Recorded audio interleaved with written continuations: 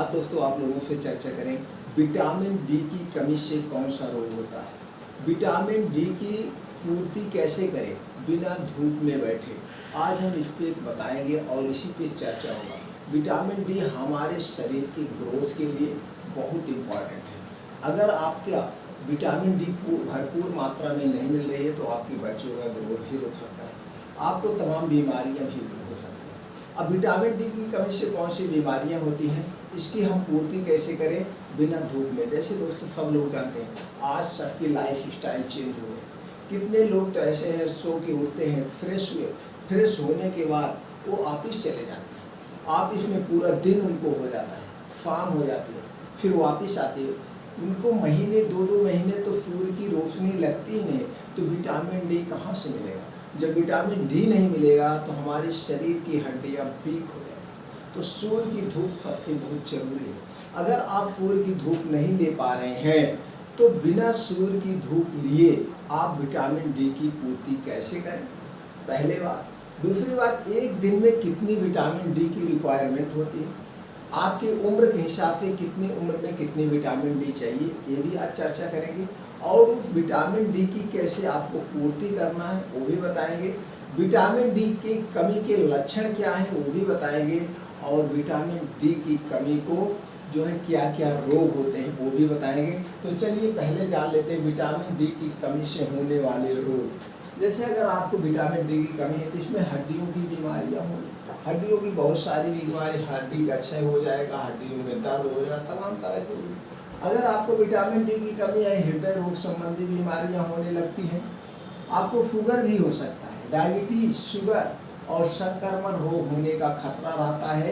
यानी कि immunity weak हो जाती है, जिससे आप बार बार बीमारियों की चपेट में आ जाते हैं, जैसे सर्दी, जुकाम, और यही छोटी छोटी बीमारियां कभी बड़ी बीमारी का रूप ले लेती हैं। इसलिए विटामिन डी हमारे लिए बहुत इम्पॉर्टेंट है।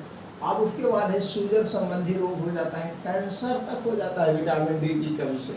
अब विटामिन डी की कमी के लक्षण क्या है, कैसे आप पहचानेंगे आपकी विटामिन डी है शरीर में, क्या कमी है। पहला लक्षण है मांसपेशियों में थकान व सूजन होने लगती है। दूसरा है हड्डियों का दर्द होने लगता है, जैसे आप अंदाजे की हड्डी को पैरों में चलने में भी वैसे भी दर्द होगा आपको ऐसा पहकर।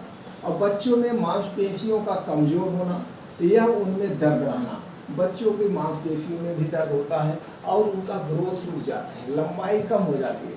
जैसे आज जान रहे हैं सबको भरपूर न्यूट्रिएंट्स नहीं मिल रहा, विटामिन से नहीं मिल रहा है, ना तो कैल्शियम मिल रहा है ना तो आयरन मिल रहा है।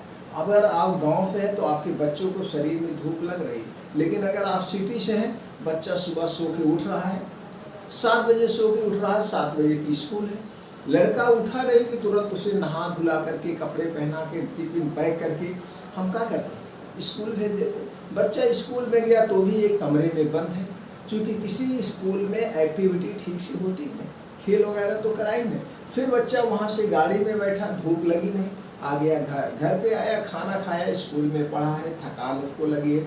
सुबह वो 6 बजे सो के उठा था तो थका हुआ है, फिर खाना खाया, सो गया, सो के उठने के बाद वो शाम को उठता है, तब तक धूप जा चुकी है। सब लोग जरा सोचिए आपके बच्चे को कितनी धूप लग रही है। इसलिए धूप बहुत जरूरी है। सूर्य भगवान की जो नेचुरल धूप है ना, इसकी जो विटामिन डी मिलती है सबसे बहुत जरूरी है।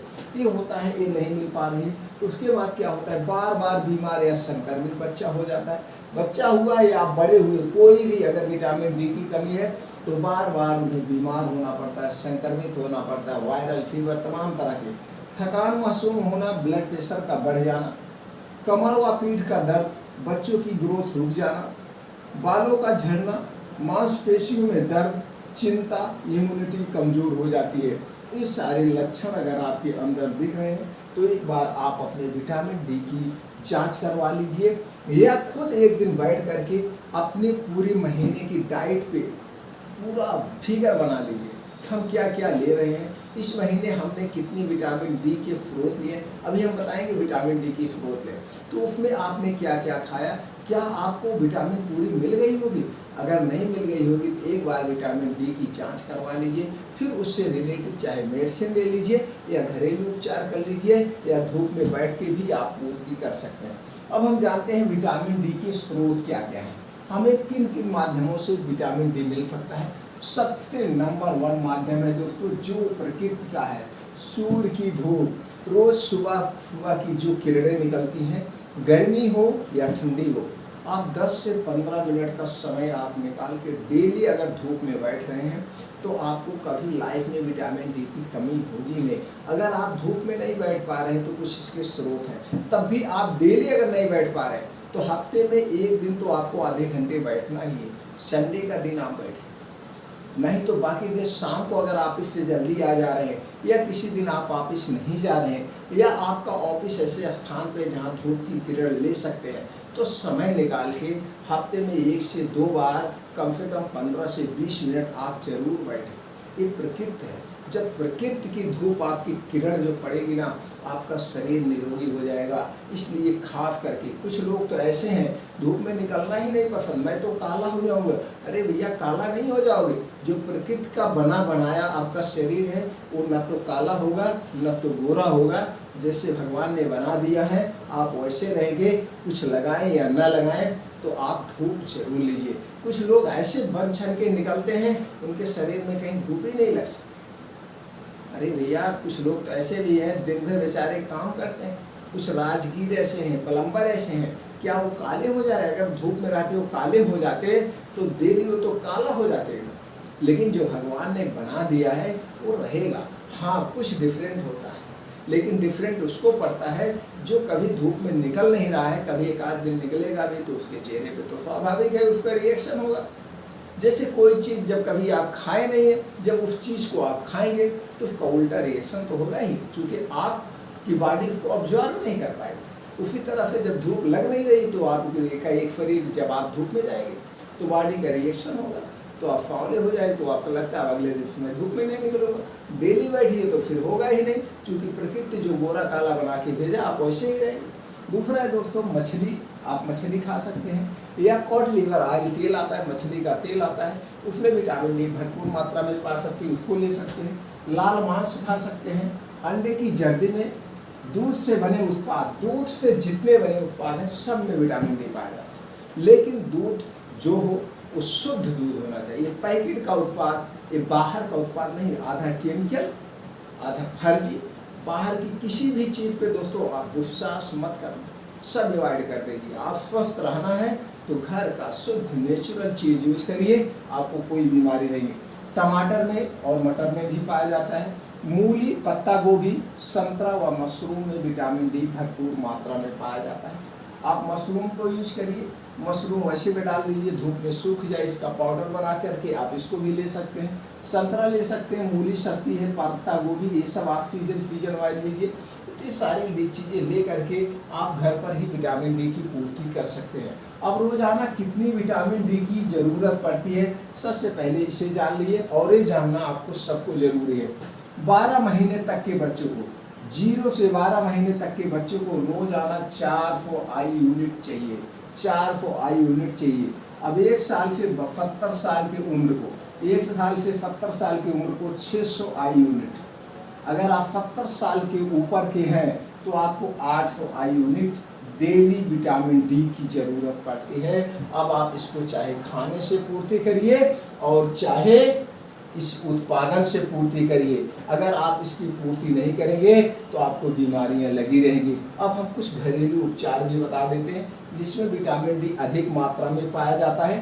आप इसे यूज करके आप अपने विटामिन डी की पूर्ति कर। सूरजमुखी का बीज, ये बहुत ज़्यादा इसमें विटामिन डी पाया जाता है। इसको आप ले लीजिए, रात में भिगो दीजिए, सुबह इसको खा लीजिए, या दोस्तों इसको भून करके भी आप चबा सकते हैं, चने के साथ चबा सकते हैं। सहजन, आप सहजन की आप एक फल होता है दोस्तों, ये लंबे लंबे होते हैं, आप देखेंगे इसकी सब्जियां बनती है, इसमें भी विटामिन डी। मेथी दाना, मेथी दाना तो आप खाइए, इससे तो रोग भी भागेगी।